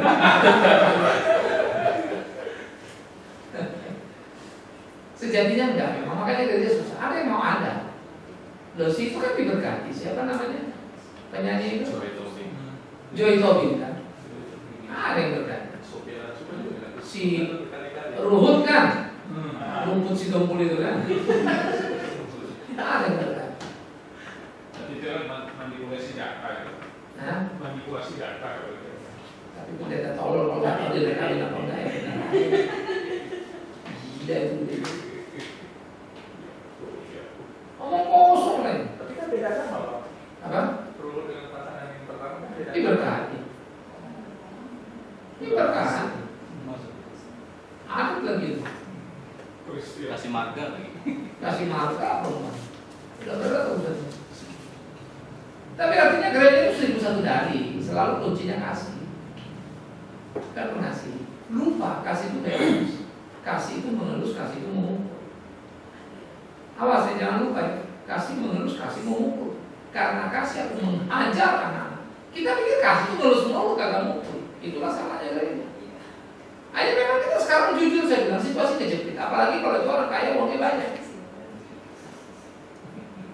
Orang berpengaruh di gereja itu. Nah, lebih repot lagi. Kalau enggak kan hilang kan gereja lain. Haleluya. Kolektor datang. Tapi memang kenyataan. Yang repotnya pendetanya bisa diurus pindah. Apanya? Bisa diurus pindah ke pelosok lagi pendetanya setempat kalau nggak. Iya, karena majelisnya ngomong kan. Tapi sebetulnya pendeta yang bisa diatur gitu, maaf ya, pasti pendeta yang nggak berkelas. Sulit. Kalau ibu kelas, siapapun nggak suka hati kita. Saya mau kemana pun bisa kasarnya gitu. Kamu tuh langsung nggak apa-apa. 1000 orang nyari saya. Makanya kita jadi hamba Tuhan itu di situ. Hanya kita nggak bisa lawan orang tua kalau kita nggak kuat. Kita mesti kuat. Tapi kayak saya bilang tadi, saya sih buat kerugian banyak dalam tanda petik ya. Kalau ini diain, banyak rezeki. Ini gini, Pak, itu nggak bisa. Lu dan nggak bisa. Pak, ini si Anu loh, Pak. Emang si Anu kenapa? Ya. Mungkin nanti satu waktu, mungkin akan tiba saatnya. Pak Bima tolong berkati dong, Pak. Saya rindu mereka gereja. Pak Bima kerja, Pak, pindah aja Pak, ini kita beliin gerejanya. Anaknya diberkati di situ ya sekalian. Pusat kalau gereja balik nama langsung suruh berkati anaknya di situ. Ayo mau nggak? Tampaknya di jalan Tuhan. Gereja dapat kenyataan. Sorry ya. Banyak pendeta itu ya dapat rezeki. Kayaknya susah ya orang bener ya. Halo. Satu lagi Pak. Tapi bukan main siri kan? Ini ada juga beberapa pendapat dari pendeta tentang kehidupan rumah tangga. Ada sepasang suami istri. Si suami terlalu sering menyakiti istrinya secara fisik. Nah, pada saat di konseling ada beberapa pertanyaan, tapi jawaban dari para pendeta daripada mati konyol lebih bagus cerai. Nah, sementara Alkitab tidak perceraian. Nah, ini kan agak dilema nih Pak. Pertama memang sebaliknya tidak boleh cerai. Ya. Tapi yang kedua kalau cerai itu terjadi dengan syarat. Jadi itu sangat nggak bisa didiskusikan sederhana. Itu mesti diurut panjang. Apa logikanya? Apa memang nggak bisa ditolong? Kebanyakan sebetulnya kesimpulan yang diberikan, tapi pengembangan tidak pernah. Ya, separah apa sih orang sampai nggak bisa ditolong kan mesti. Kecuali suaminya sakit jiwa, ya jadi abuse. Yang kedua, kalaupun terjadi perceraian tidak boleh ada pernikahan berikutnya. Komitmen itu harus siap. Tapi sebetulnya saya tidak akan mau diskusi terlalu jauh gitu, karena itu sangat berkaitan dengan pengembangan. Maka pengembangan sangat penting. Saya sudah ngurus banyak orang yang udah mau saya mengajar di saya. Tapi kemudian memang tidak sesederhana yang tidak seindah lah. Ada yang komplain misalnya kayak gini. Saya cuma jawab sederhana. Bagaimana kamu menakar keluargamu bagus? Kau aja nggak bagus sebagai istri. Yang satu pun suami nggak bagus sebagai suami kan. Jadi kalau mau bagus keluarga, ya suami bagus kalau jadi suami, istri bagus jadi istri kan. Otomatis keluarga bagus, betul nggak sih? Jadi perceraian bukan solusi. Penyangkalan diri itu solusinya. Tapi siapa yang mau menyangkal diri? Nah makanya gereja itu selalu diperhadapkan pada titik-titik tidak sederhana dalam persoalan-persoalan ini. Makanya panjang, harus ada pengembangan khusus. Tapi bukankah Pak misalnya si wanita misalnya ada selingkuh dengan orang dan tertangkap mata, si pria bisa nikah, tapi si wanita itu tetap hukumannya sebagai orang yang berzina. Ya Pak? Berdasarkan apa? Enggak baca di Alkitab itu Pak. Hadis mana? Hah? Mana ada ayatnya begitu? Kau yang salah. Ya saya menangkapnya seperti itu. Jadi boleh tahu salah. Bukankah Ngomong bertafsiran. Dalam hadis 19 kan, tidak boleh cerai kecuali Karena zina. karena zina kan. Lalu orang-orang itu bilang kalau gitu siapa yang mau kawin? Karena nggak boleh cari istri kan? Gila berat amat kan gitu. Kenapa? Karena kalau waktu itu kan kecuali oleh maut kan kata Tuhan. Jadi hanya maut yang memisahkan yang dipersatukan. Kecuali karena zina. Karena kalau perempuan berzina atau laki berzina ketangkap, apa hukumannya? Raja mati. Sama aja kan? Karena mati. Cuma kalau dia berzina bisa diraja mati, jadi mati duluan kan? Nggak usah hukum matinya. Lalu pasangannya boleh kawin lagi. Tapi kalau itu sekarang Pak? Sekarang lain dong, kecuali kalau diraja mati. Tapi kan nggak boleh kan? Nangkap ya? Nah, sehingga pernikahan itu sebetulnya tidak membuka ruang sama sekali. Karena yang menarik sebenarnya, ini perhatikan semuanya. Semua orang bicara kawin cerai. Pertanyaannya menarik, kenapa orang mau cerai sih? Itu nggak pernah dianalisa ya? Ya. Misalnya, laki-laki kawin sama perempuan, ayo. Yang memutuskan mereka mau kawin sama enggak siapa? Mereka berdua kan? Kalau mereka berdua memutuskan mau kawin, artinya mereka berdua sudah tahu pasangannya kan? Tapi banyak yang enggak kan? Jadi yang salah apa? Kurang mengenal kan? Betul kan? Kalau salah kurang mengenal, yang salah siapa? Mereka sendiri masing-masing kan? Tanggung dong konsekuensinya. Itu namanya saya bilang doktrin pilihan pasangan. Kau yang memilih pasanganmu, kau yang mau kawin. Sekarang kau mau cerai kenapa? Lain Pak sama yang saya duga. Ya paling tidak salahkan dirimu. Betapa tololnya kau memilih apa? Sampai apel busuk pun kau bilang bagus. Malah sama dirimu. Ini mal. Itu akan menolong kamu. Berapa bodohnya aku apel busuk kau bilang bagus. Tapi gimana supaya apel busuk ini nasi sudah jadi bubur kan? Jangan dibuang dong. Busuk-busuknya dibuang, dikit-dikit makan. Dia kan ada banyak, tapi udah dikit.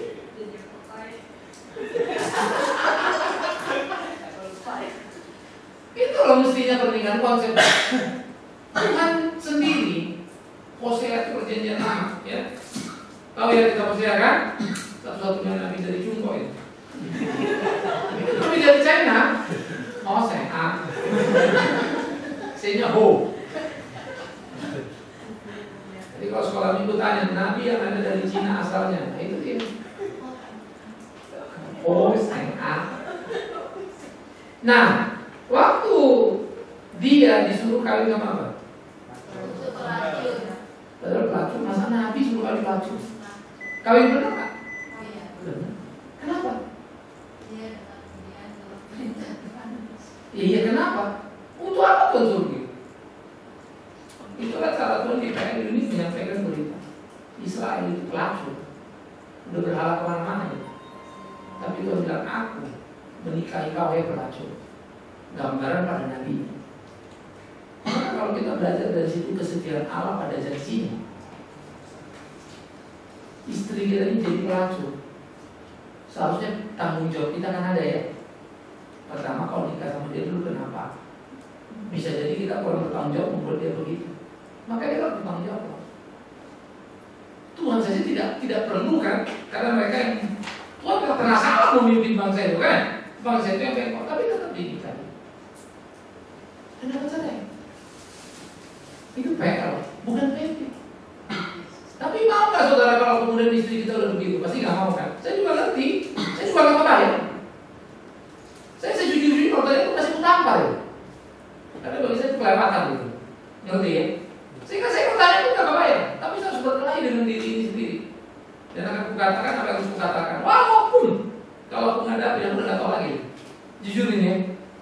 Udah kayak apa itu ya? Mau rubuh rasanya semua kan? Tapi kalau mau dipikir tenang, yang milih aku, yang memutuskan kawin aku. Jangan-jangan karena nggak kurus istri itu dia selingkuh lah dia misalnya. Aku juga yang salah sebetulnya kan? Cuma karena aku merasa dia ada, aku marah. Oke. Tapi apakah melulu karena itu? Padahal aku abai mendidik dia. Kan salah juga. Belajarlah menyalahkan diri sendiri. Kenapa sih mesti orang lain dulu yang salah? Saya ketemu banyak orang, itu salah. Sama anak juga kalau saya bilang ini, stop dulu. Betul dia salah, tapi bingung kita juga ada salah. Papa selalu begitu. Kalau saya kemudian dihianati orang lainnya, saya bilang main goblok bola. Berteman sama pengkhianat. Namanya berteman sama pengkhianat ya siap-siap hianat kan itu kan. Itu resiko. Saya berbagi apa yang saya bisa, saya stres, marah-marah, tapi ya sudah selesai. Padahal aku udah tahu dia punya. Ya. Orang yang sepatunya saya besarkan berapa kali gunting, terakhirnya nggak menyakit. Tapi dia saya sadar sudah gila ya itu orang manusia. Mau diapain? Kalau kita bukan hidup di surga kan ya, masih lakukan yang penting kita lakukan. Bapak sakit hati, harus jujur aku bilang sakit hati, gila bapak sakit hati. Kalau aku bilang kau udah mati aku berarti sakit hati. Tapi boleh nggak aku pertahankan sakit hati? Ya nggak boleh kan? Nah cuma itu beresnya berapa lama? Ya makan waktu. Saya bukan tipe pendeta yang munafik untuk bilang saya begitu tuh saya doakan langsung saya dada tuh di hati. Enggak lah, di beban gitu. Paling kalau kulit mukanya, alamak bergelora jantungku. Tapi saya harus berkelahi dengan siapa? Maestro. Itu sosok munafik lah. Makanya itulah sangkan diri, itulah timbul salib. Sakit ya? Sakit. Tapi sejak kapan salib enak kan? Menarik ya Kristen. Maka kawin itu harus diingat selalu, orang merit ingatkan. Asuransinya itu all risk. Semua risiko tanggung sendiri. Jangan libatkan orang lain. Bayar preminya memang mahal. Enggak ada waktu premi murah. Hah? Itu biasanya premi obral itu. Semua kalau di situ ditrenin semua. Itu makanya saya bilang ajaran gereja sesuai selera. Jadi semua ya, di mana gereja pendeta hitam akan ramai, yes. Karena dunia ini lebih banyak orang berdosa, orang benar. Banyak orang hitam apa orang putih kelakuannya. Banyak yang hitam kan? Jadi kalau ada pendeta gerejanya hitam, pendetanya hitam, banyak jemaatnya, ya. Bukan yang dipikirkan.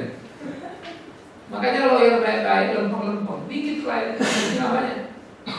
Tapi kalau lawyer sudah hitam-hitam itu banyak banget. Ya. Terus kuasa gereja, sumber kuasa gereja itu bersumber dari siapa? Kristus kepala gereja, ya, diberikan kepada rasulnya. Rasul kemudian kepada pemimpin gereja yang menerima kuasa dan umat yang dipimpin harus menjalankan sesuai ketentuan. Bagaimana tiap pemimpin harus hidup sesuai kehendak Tuhan dan umat mendengarkan pemimpinnya. Kita juga diajar yang menghormati pemimpin. Tapi pemimpin yang sesuai yang Tuhan bilang, para pemimpin jalankanlah dengan sukarela bukan paksa. Makanya jangan beri dirimu dipimpin kepada pemimpin yang bukan pemimpin. Mau jadi apa kamu? Dia aja nggak bisa pimpin dirinya. Lalu kamu jadi anggotanya dipimpinnya, kan kacau ya. Cari dong yang bisa memimpin kamu. Ya. Menurut kalian saya bisa memimpin nggak? Halo? Nggak, saya tanya, menurut kalian saya bisa memimpin nggak? Bisa. Ya, tapi nyatanya kan kayak itu saya. Masih ada tempat nggak Pak? Kalau saya mau masuk tapi jadi majelis langsung ya. Mau jadi takutkan Bapak enak aja. Ya, kemudian yang tadi pertama kuasa itu mengatur kuasanya ya, bersifat rohani. Ini bukan kayak presiden tangkap apa segala macam, bukan. Ya, artinya kuasa oleh Roh Kudus untuk memimpin gereja Tuhan dan menjadi saksinya. Dalam kuasanya gereja mengalahkan kejahatan. Jadi mengatur kuasa kita itu bukan kuasa memenjarakan orang tadi ya, tapi mengalahkan setan. Pertanyaannya di gereja setan kalah apa enggak? Kalau kalian lihat kehidupan gereja semua nih, setan itu menang apa kalah? Menang besar lagi. Makanya kita gereja pecundang sebetulnya. Iya, gereja kita pecundang, kita jadi pecundang. Makanya jangan bangga soal bergereja jemaat segitu, kan itu perilaku hidup nilai-nilai. Itu gereja. Karena ngatur kuasanya itu kuasa rohani, bukan kuasa menerima atau mengeluarkan orang. Itu kuasa administrasi. Tapi mengalahkan setan, mendamaikan yang ribut, ya, mencegah perceraian, itulah kuasa rohani. Bersifat pelayanan, Artinya gereja yang melayani, menyatakan kebenaran dan kasih Kristus atas dunia ini. Itu kuasa kita. Ketika memberitakan firman, orang terima Tuhan, itu kuasa. Bukan fenomena ya. Karena dikatakan kalau Matius itu menarik ya, pergilah seluruh dunia beritakan Injil, baptis mereka dalam nama Roh Kudus dan apa? Ajar mereka. Itu yang apa? Gereja baptis apa? Baptis. Ajar kagak. Padahal itu tugas utamanya. Maka fenomena bertobat gampang itu. Ada orang datang sama saya dari dekat Pak. Pak, saya pengen kita, saya mesti rasa gelisah. Kalau rasa gelisah kok jangan pikirin aja. Belum belajar Alkitab dulu. Iya, tapi pendeta suruh saya baptis. Ya terserah kalau pendeta lu ngomong dan lu mau. Tapi kamu tanya saya, kamu harus bertanggung jawab pada pilihan. Dan harus kamu perhatikan, kan gitu. Ya, jadi ini mesti diperhatikan. Kemudian yang terakhir, jenis kuasa gereja. Kuasa gereja itu ada 3 disebutnya. Potestas, dogmatika.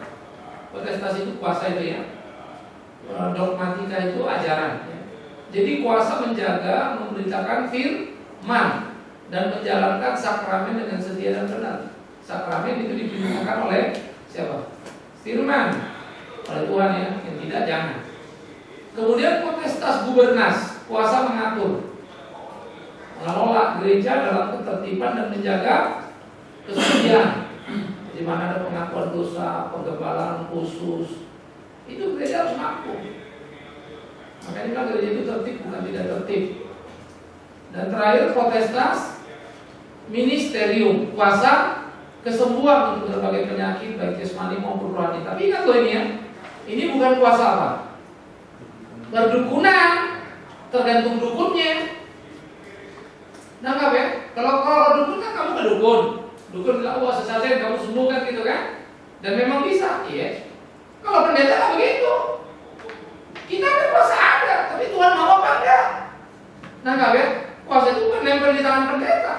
Yang salah sekarang mujizat itu kayaknya pendeta ini sudah ada kuasa mujizat sembuhin. Itu yang jadi masalah.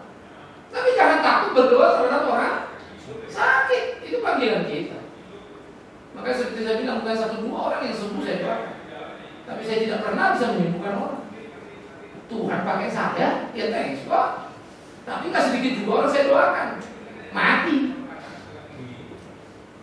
Tapi bersyukur keluarga karena udah cancer bertahun-tahun. Saya doain seminggu bukan mati. Karena saya memang kalau tidur mau 10 mau. Tapi waktu panggil siap nggak? Kaget deh. Ngomong udah terus. Hanya saya siap Pak. Berikan orang dia. Ya kita berdoa. Tuhan nggak mau kesembuhan daripada itu kerinduan kami. Tapi kalau memang mau kau memanggil dia bermurah hati lah, tolong panggil. Kita kan namanya manusia menderita ya. 2 tahun aja di rumah sudah tidak berobat lagi. Secara medis ke dokter, karena udah habis rumah, udah habis semua. Waktu dia berobat, 2 tahun itu udah geplak aja di rumah. Gak bisa apa, gak bisa kemana. Stres ya, keluarga juga stres, anak-anak terganggu. Biasa ya, orang sakit kan marah-marah dulu. Sampai nanya itu, istrinya bilang, mana saya pengen gak pulang Pak, kalau maunya pulang malam papanya jadi berapa. Jadi ngeri keluarga itu. Saya juga ngerti sih Pak. Mau salin anak juga repot ya. Yang sakit kita juga ngerti ya. Itu kan masalah kejiwaan. Seperti terabaikan karena di kepala keluarga yang cari uang sampai habis. Tinggal sisa rumahnya. Kalau dia berobat terus bisa dijual habis. Saya berdoa seminggu Tuhan habis. Terima kasih Pak. Saya kadang lucu juga pikir-pikir ya. Berdoa mati terima kasih. Tapi kan kalau dipikir lagi dengan situasi dia, ya memang sih. Itulah Tuhan. Saya minta dua-duanya. Kalau boleh sembuh, kalau enggak ya kau panggil ya Tuhan. Itu kita harapkan Tuhan. Saya doain orang. Sudah 4 hari kebingungan semuanya. Sama. Saya doain besoknya meninggal. Tapi tolong jangan keluarga kalian koma, kalian panggil aku. Tadi kan spesialis manggil orang ini. Emang berdoa dewa mata. Saya nggak sedikit loh cancer saya doain ya dalam case begitu maksudnya. Saya sampai nggak ngerti Tuhan itu ya. Dalam pengertian, iya kalau ada motor mau pakai, nggak bisa kayak kita mau. Mau kita orang sembuh ya. Tapi kalau mau ambil Tuhan ambil. Saya bisa ngomong. Makanya jangan pernah kayak begitu. Karena sombong. Itu apa namanya potestas ministerium. Jadi bukan kesembuhan seperti praktek sekarang. Pakai minyak di bawah sosok udah gitu. Ya, siapa yang pernah pakai minyak? Angkat tangan dulu. Oh, kau pakai minyak ya? Sekarang pakai minyak wangi, Pak. Hah? Sekarang minyak wangi. Dulu kau pakai minyak maka rambutmu berubah. Banyak yang pakai minyak pagi. Baik. Itu kayak namanya dia. Makanya hati. Saya sering berapa orang lagi pelajaran keluar itu kadang-kadang geleng-geleng. Tapi Pak Pendeta tolong dong doain baby oil apa. Tetangga saya itu suka sekali Pak dan dia bertobat Pak. Sejak kapan ada kitab minyak dikasih orang bertobat? Nggak boleh itu betul-betul. Wah, saya itu dulu saya tegur. Saya ngomong, habis itu saya ngomong sama Gembala. Gimana nih dulu punya contoh WR? Apa namanya singa? Oh singa tuh tadi begini. Iya Pak ini diajarin tapi untung terima kasih Pak Bapak tegur. Tapi sejak itu dia takut kalau dekat saya. Kelewatan karena saya suruh dua minyak. Hati-hati ya. Oke, sampai kita ketemu minggu depan. Ya, apa yang belum enggak? Ada pemahaman di jemaah bahwa orang yang sudah dibaptiskan termasuk pendeta itu nggak boleh dikritik. Nah, nggak boleh apa? Nggak boleh dikritik. Digoreng aja boleh. Kenapa nggak boleh? Hormati pemimpinmu betul. Tetapi kalau pemimpinmu itu sudah tidak benar, jangan kau ikut. Sampaikan apa yang harus kau sampaikan dalam keberdosaannya. Ada prosedurnya. Jemaat ngomong ke majelis ngomong dan itu. Pak, maaf. Saya pikir Bapak tidak etis begini. Tapi ada tata krama ya. Sama seperti anak kecil ngomong orang tua sopan banget. Jadi itulah kita ke atas. Dan kepada siapapun kalau kita bicarakan harus santun. Tapi jangan bilang tidak boleh. Boleh. Kenapa boleh? Nah, tetapi memang kalau gereja-gereja seperti sebetulnya itu pengaruh dari Katolik yang menganggap bahwa pendeta itu kan suci, wakil Tuhan jadi nggak boleh dikritik. Itu adalah perlindungan pendeta terhadap posisi. Tetapi memang ada Alkitab mengatur. Barang siapa mengganggu yang kurabi, aku akan murka padanya. Kan gitu kan? Makanya Saul tidak mau Daud tidak mau membunuh Saul kan? Karena yang diulangi. Tapi nyatanya Daud apa? Melarikan diri dari Saul. Itu kan bentukan perlawanan kan ya? Nangkap kan? Itu kan bentuk perlawanan ya? Lari. Tapi ada kesempatan membunuh dia nggak mau. Biar Tuhan yang membunuh dia. Tuhan jadi hakim antara aku dan Saul. Keren itu. Tapi dia tidak pernah nurut ikuti Saul terus. Dia pergi. Kalau memang taat mati, mestinya dia tidak lari. Dia lari. Pak, bagaimana kalau dengan kisah yang Elisa, yang dia diedek anak-anaknya bohong? Oh iya loh, memang anak tukang ajar. Elisa memang benar. Dia mereka anak-anak gimana? Oh, itu maksudmu ada situ lain lagi. Jadi karena Elisa adalah nabi apa? Yang dipilih Allah dan tidak boleh diganggu. Itu bicara kesucian. Sehingga ketika Elisa berteriak, datanglah beruang itu kan, digigit anak-anak. Jangan bayangkan itu kan anak-anak, itu kan pelanggaran ajasi, bukan itu urusannya. Itu gambaran ekspresi dosa. Itu PR. Itu era di era Nabi kan. Sama seperti Elia berdoa kapal udah tenggelam, kapalnya apa? Muncul kan? Tapi kalau sekarang ada kapal tetangga tenggelam, jangan kau doakan, muncullah, turun ke bawah, cari.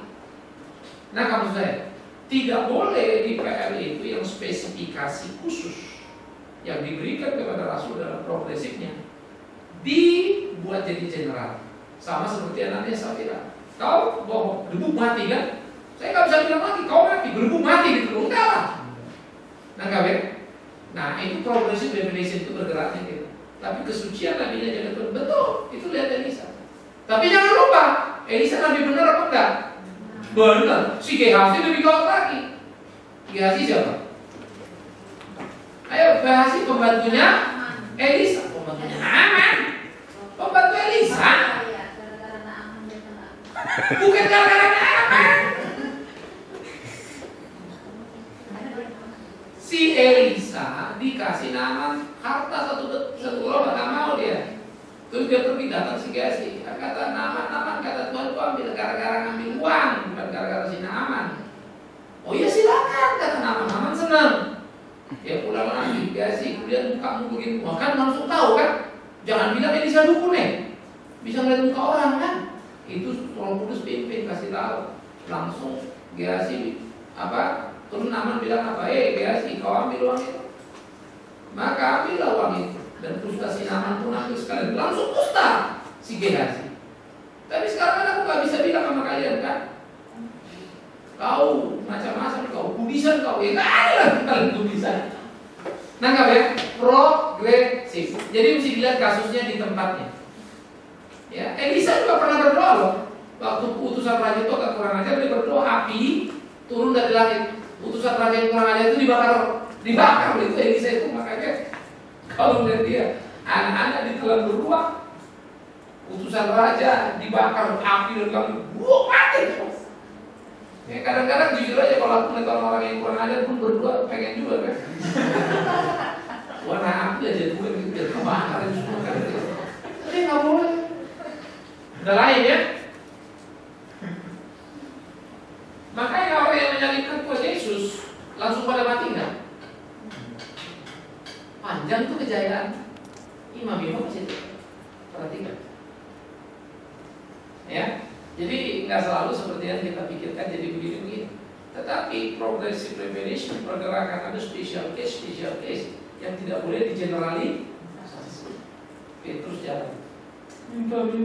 Mas Pera tidak punya kalau dan bang tidak berjalan. Jangan nanti kalau kau jadi pendeta pas lagi jalan di sensi kan, Pak Mas Pera tidak ada, bang berjalan. Kalau kita, ada bapak kurang ajar mengingat saya. Udah bukan dong, kasih waktu ya. Jangan macam-macam tuh. Jadi memang case itu kalau orang bilang kok anak-anak itu kesucian Allah, simbol dari kesucian Tuhan tidak boleh dikotak-atik. Ingat nggak kasus Bait Allah? Tabut Allah apa mau jatuh? Hah? Terus ada yang megang kan? Siapa namanya megang? Siapa namanya megang? Mau dipegang kan? Supaya jangan jatuh. Akibatnya apa? Mati. Maksudnya mau menolong bayi itu pengen rusak mati. Kenapa begitu? Simbol Allah tidak perlu kau tolong. Emang kau pikir kalau mau jatuh Allah nggak bisa? Siapa kau? Kurang ajar kau. Makanya jangan sok-sok baik sama Tuhan ya. Kalau mau baik jangan sok baik. Tuhan kok mau ditolong. Nah maksudnya ya? Itu pengajaran teologis yang menarik. Kasus Elisa pun sama, kesucian Allah. Jangan dimain-main. Tapi kalian ya kalau orang benar, saya juga akan ngomong demi Tuhan. Jangan pernah memfitnah orang benar.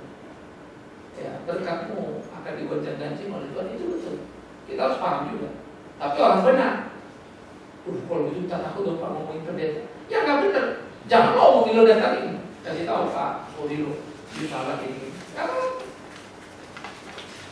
saya orang yang melawan saya, memfitnah saya, membelakangi saya percaya hidup mereka akan tenang. Saya tidak doakan, nggak perlu saya harap itu, tapi saya akan mengatakan Tuhan pasti B. Tapi caranya cara saya. Cara Tuhan, sudah Tuhan itu. Ya, jadi kalian mesti percaya kalau kalian hidup benar sungguh, Tuhan pasti bela kalian. Cepat atau lambat. Saya maaf ya udah terlalu banyak yang saya alami dalam hidup saya. Dan saya lihat kuasa Tuhan itu, iya loh. Cuma kadang-kadang ya setahun, 5 tahun, 10 tahun kemudian baru kelihatan. Kadang-kadang kesel juga ya. Maunya kan orang itu ngomong hari ini langsung tidak putus ya. Tapi enggak. Nakal. Makanya kalian hati-hati sama saya ya. Pak Bapak kayaknya nakut-nakutin dulu. Itu namanya indoktrinasi. Itu bahaya. Ya. Tapi takutlah pada Tuhan, dan kalau kalian benar jangan takut apapun. Amin. Oke, kita berdoa si